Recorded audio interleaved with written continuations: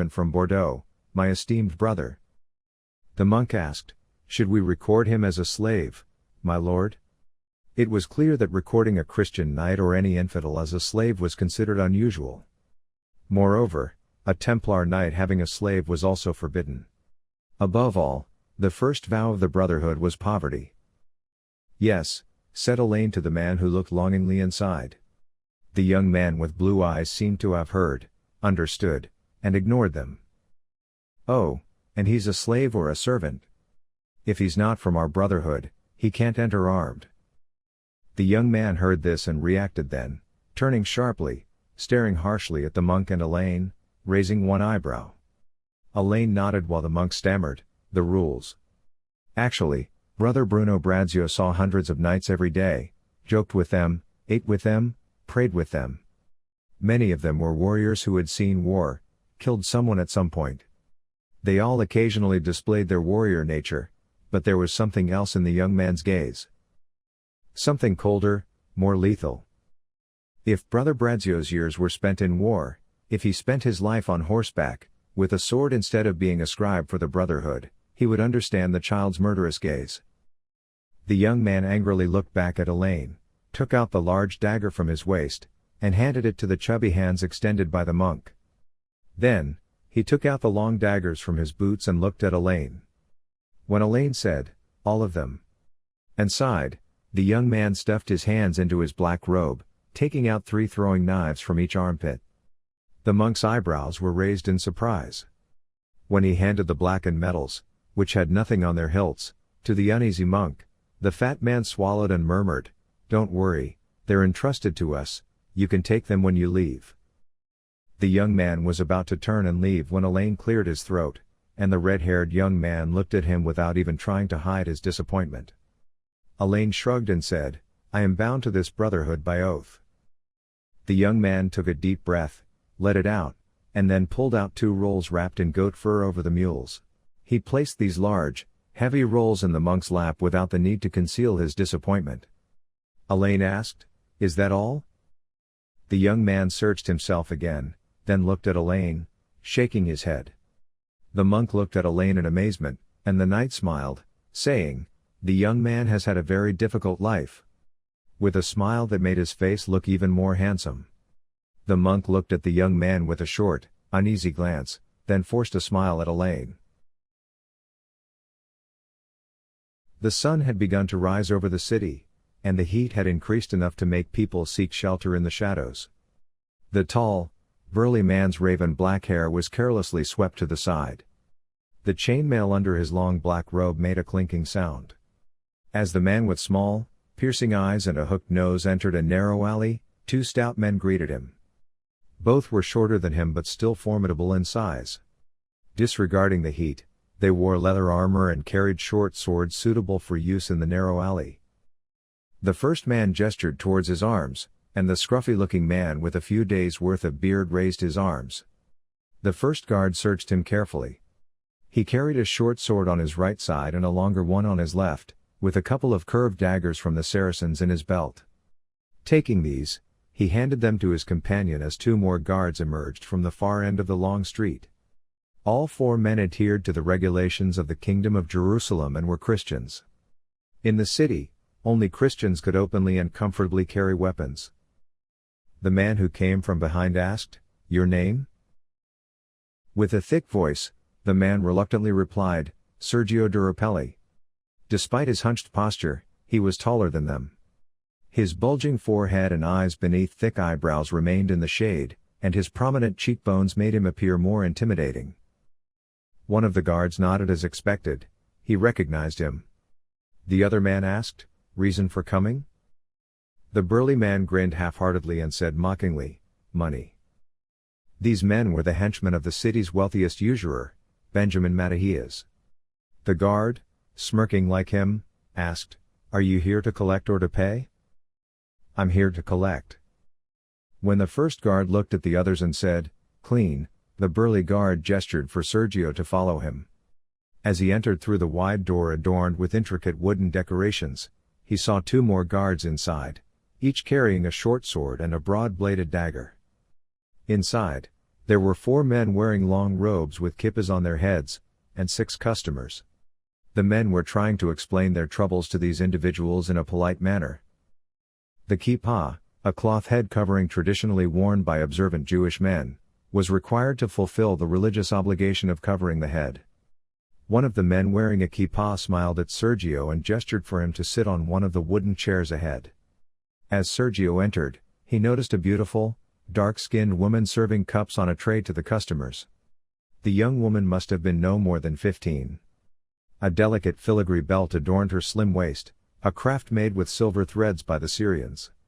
The young woman, with her belt slightly losing its luster, approached Sergio gracefully, offering the tray and the cup containing apricot compote.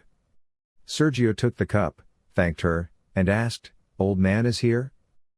With her habitual smile on her thick, full lips, the young woman replied with her silky voice, "Yes, of course. He'll be here shortly." The intricate belt, made of small, complex pieces, was the only ornament she needed. Her slender waist, prominent hips, and ample bosom drew the attention of men. Her night black, wavy hair cascaded down to her waist. Before disappearing among the beaded cords hanging from the arched doors, her large almond-shaped eyes gazed at Sergio. Sergio thought she was smiling at him, but he didn't react. The man in his late 30s took a few sips from his cup, leaving it on the nearby table, and grumbled, "I'll come back in the afternoon." As Sergio reclaimed his weapons from the guards and stepped out onto the main street, he mulled over the guards' positions and situations. Normally, he wouldn't reveal his real name to them, but he had encountered one of the guards before. If he lied, the guard might expose it, forcing Sergio to expedite his plan.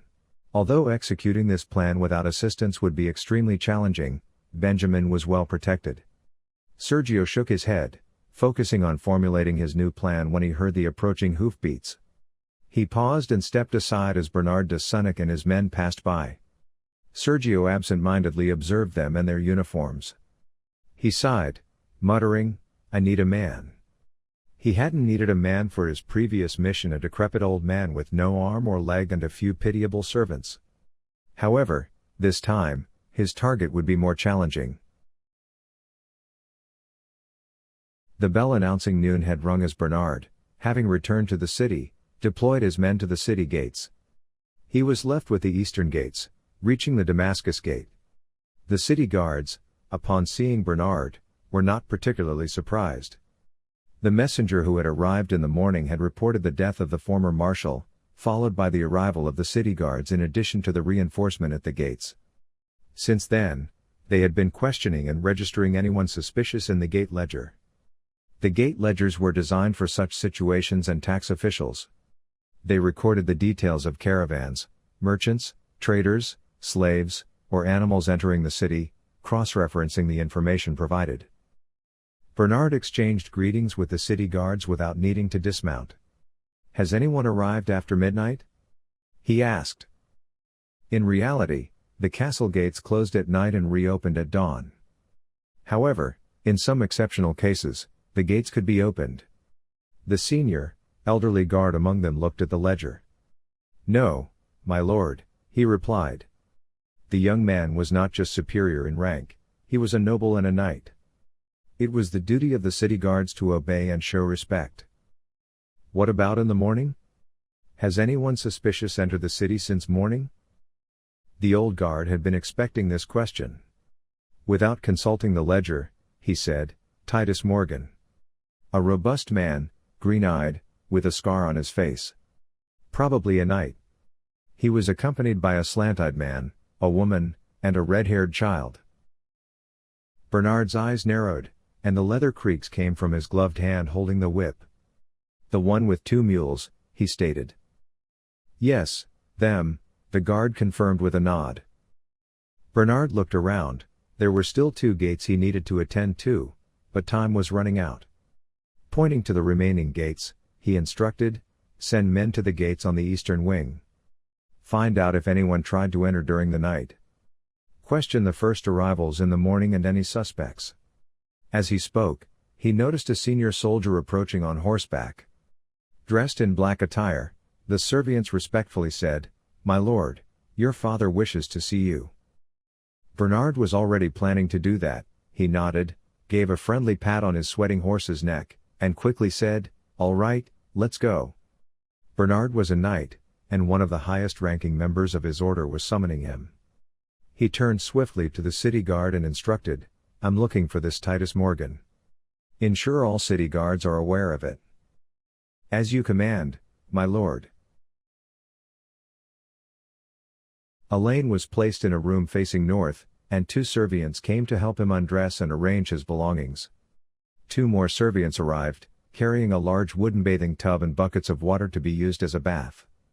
When Allain looked at them in protest, one of the men quickly explained, "The red-haired lad." "That's what my lord said." At that time, many in the West considered bathing as something that weakened and led to illness. Allain was about to object, but then the red-haired young man entered the room, loosening the cloth around his head like a scarf. When he gave an annoyed look to the senior knight, Allain quickly said, "All right. All right." The red-haired young man looked at the other servants, and all but one hurriedly left the room. He smiled and introduced himself, "My name is Luca Sebastian, my lord. I'll fulfill your orders and wait for you outside." "Thank you, Sebastian," said Allain. "No, thank you, my lord," replied the smiling young man. As Allain undressed, numerous scars became visible, some recently healed, others faded memories. The young man began to wash him, and Allain grumbled, "Lin really messed us up." When the red-haired man didn't respond, Allain added, "Okay, I apologize for speaking ill of the Chinese woman who trained us." The young man continued to wash him without saying a word or making any sign. Without looking at him, Allain continued, "I don't think we'll stay here for a long time. Still, I'll ask Subutai and Lin to find a house." As they talked, the young man poured some brandy from a small clay bottle into a copper cup and handed it to his master. After finishing the first cup in one go, Allain offered the second cup to the young man, who was still giving him a stern look. While refilling his cup, Allain said, "Sebastian?" "At your command, my lord?" "I have never seen a Saracen servant in the Templar order," Allain remarked. The term Saracen originated from the Latin word Saracen, used by European warriors during the Crusades to refer to non-Christian individuals. "Yes, my lord, the Grand Master found their work inappropriate and terminated their services." "I understand. The Grand Master's judgment surpasses all wisdom," Allain said, grumbling as he rose from the bath. "Indeed, my lord." "Sebastian, could you find us something to eat?" "Immediately, my lord," the young man said as he left the room. At this moment, a man appeared at the door, tapping it a couple of times before saying, "Allain de Bures," noticing Allain's surprised state of being washed. One eyebrow was raised in curiosity. A knight being washed like a serf was not appropriate. "Yes," said Allain as he put on his pants. "I am Right Hand's second assistant, Vincenzo Pothachielli. The Magistra is waiting for you." Right Hand was the head of the order, and Pothachielli referred to the Magistra as the leader of the brotherhood. Magistra meant instructor.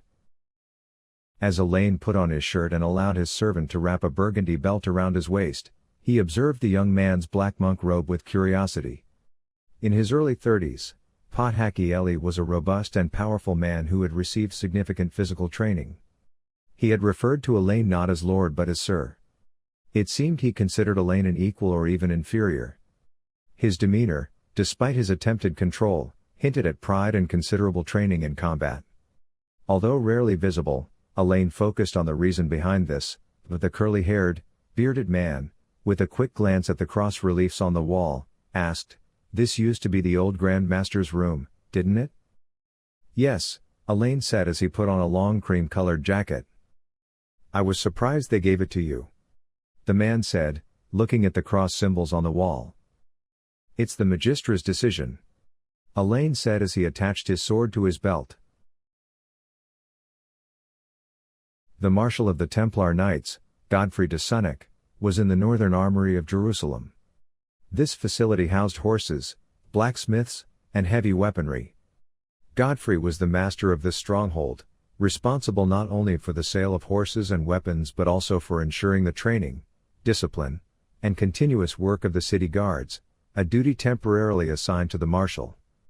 At the same time, he wore his blue robe and tunic in service to the King of Jerusalem. The tunic displayed the square-shaped 5 crosses, the symbol of the Kingdom of Jerusalem, adorned with golden accents. He looked at the papers and scrolls on the large table in his spacious room, sipping his wine from a cup. He had lifted the thick mustache at the edges, concealing his lips in the middle. When Bernard entered and greeted him, he nodded heavily and asked, "What happened?" He had learned about the death of the former marshal, Arnaldo de Payens, a few hours earlier. There were guards on all 4 sides of his dimly lit ground floor room. One wall was entirely covered with parchment shelves, the other with cabinets, and behind his desk were a shield and 2 crossed swords. On one side were the emblems of the order, on the other, the banners of the Kingdom of Jerusalem.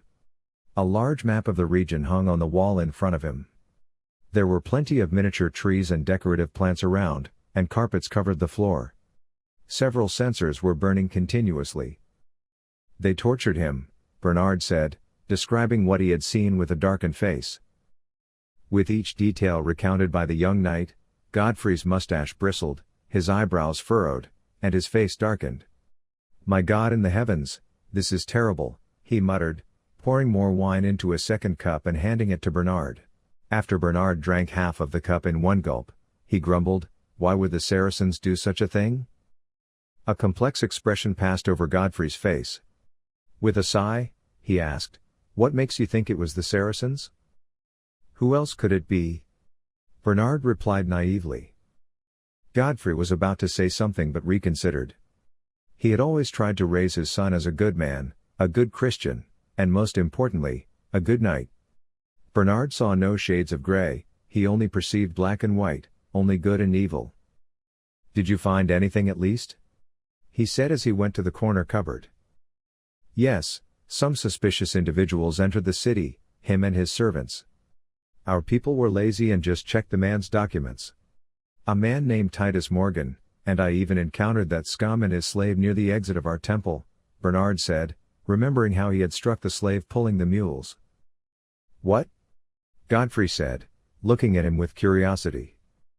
"I encountered them at the temple's exit," Bernard said, recalling how he had treated the slave pulling the mules. "No, the one before him." "What's his name?" "Titus Morgan." Bernard said, curious.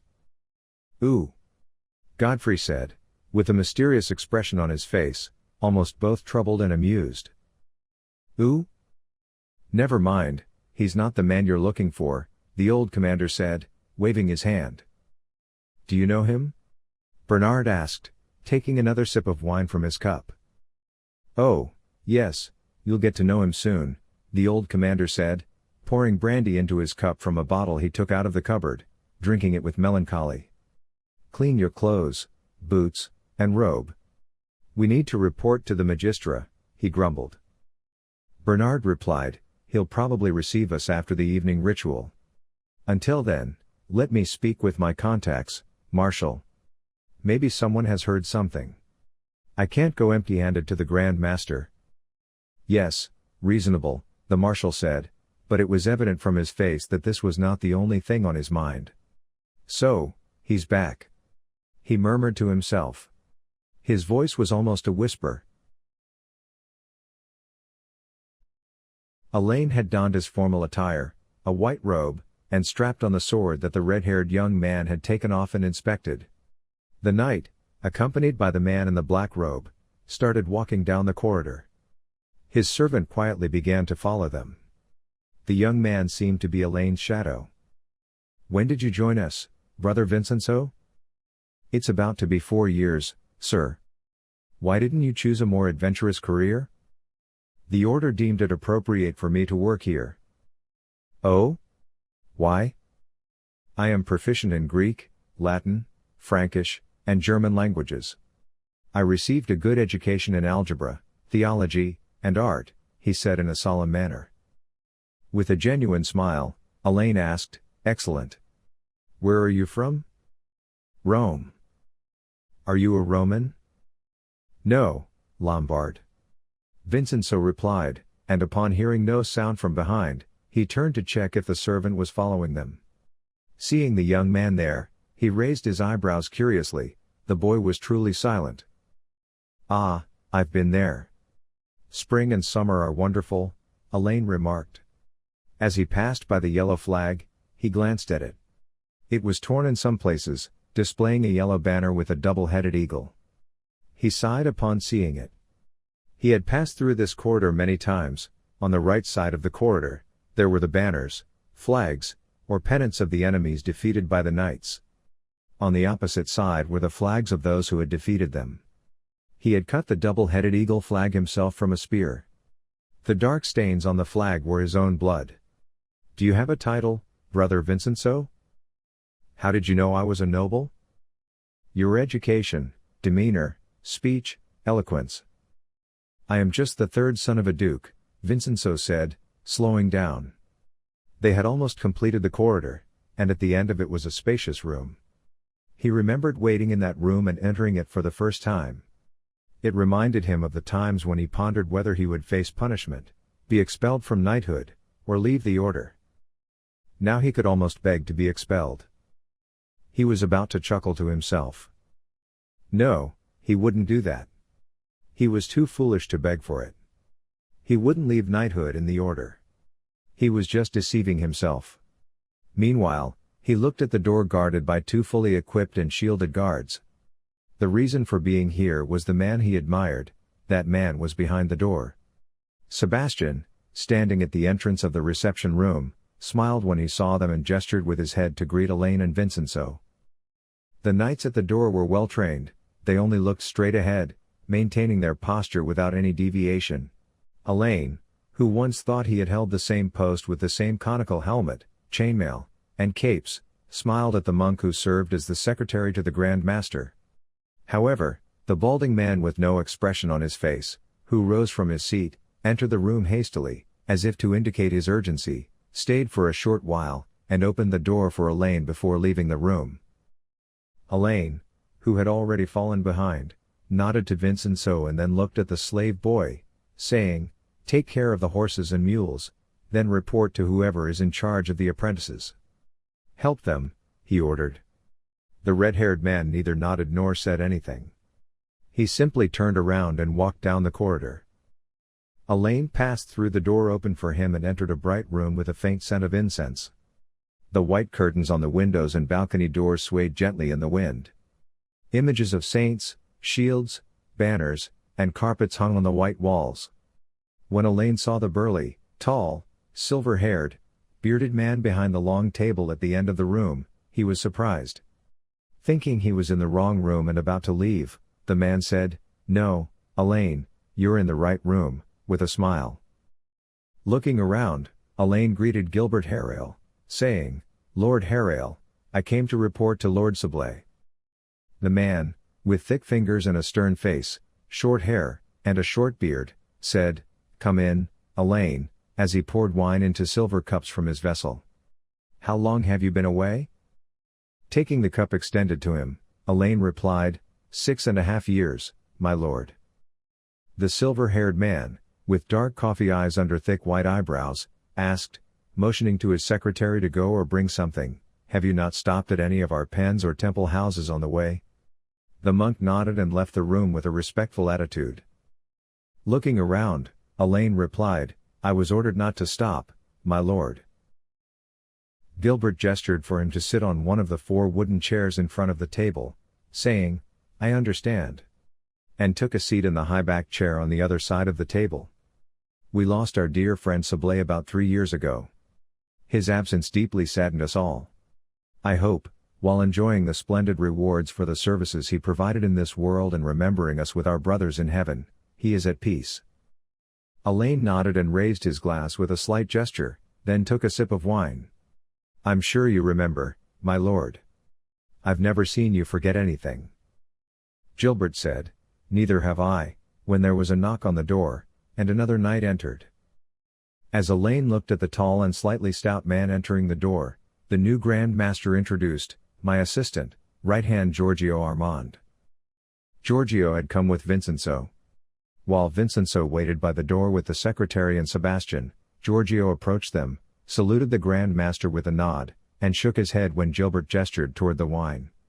Meanwhile, the Grand Master pointed to Allain, saying, "Master of Mystery and Whispers, researcher and advisor, renowned spy, and senior Knight Allain de Bures," introducing and presenting everyone.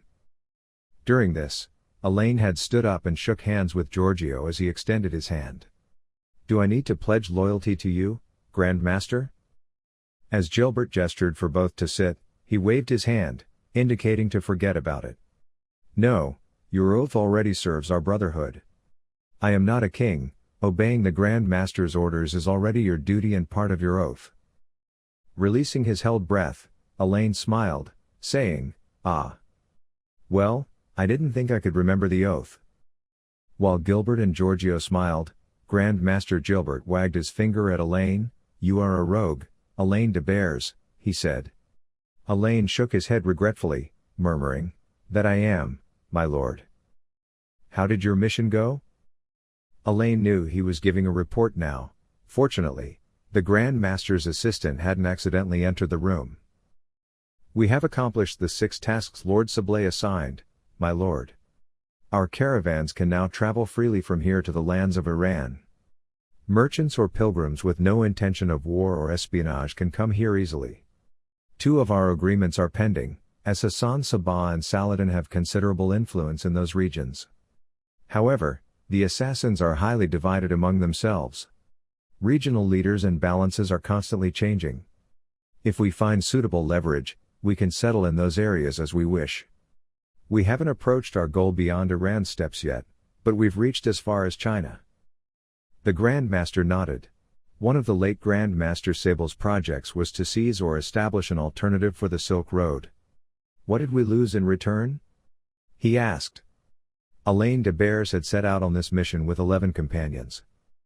Allain sighed, took out a pouch, shook it in his hand, and 11 knight rings fell into his palm. "Jesper succumbed to a fierce illness," he said, placing the first ring with the Templar cross on it. "Jacob and Narden were killed in an attack by a large band of bandits," he said, placing the 2 rings side by side. "Lawrence tried to rescue a robbed woman in a market, and 2 robbers who followed him stabbed him," he said, placing his ring on the table. "Payne slid off a rocky surface during a sandstorm, falling onto his horse. Givens, Olivers, and Kuntz died in a Mongol attack. Adam, Rienelf, in a siege we experienced with the Persians. Marenzio tried to prevent an assassination while negotiating with the Chinese. With his sacrifice, we can enter Chinese territories. May they rest in heaven. Mourn Gilbert Harrail.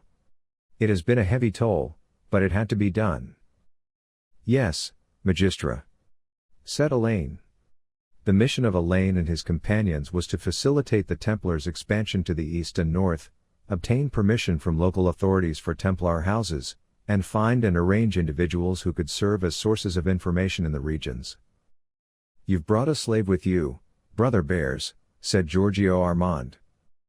Nodding at Armand, Allain turned to Gilbert and said, "I had his name recorded differently to keep it secret, my lord. He is Gunnar's son."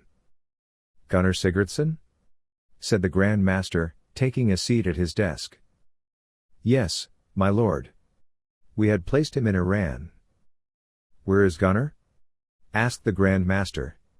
"Gunnar wasn't a knight, he was a formidable warrior they hired for significant and challenging missions, but he had participated in so many tasks that the knights now considered him a brother."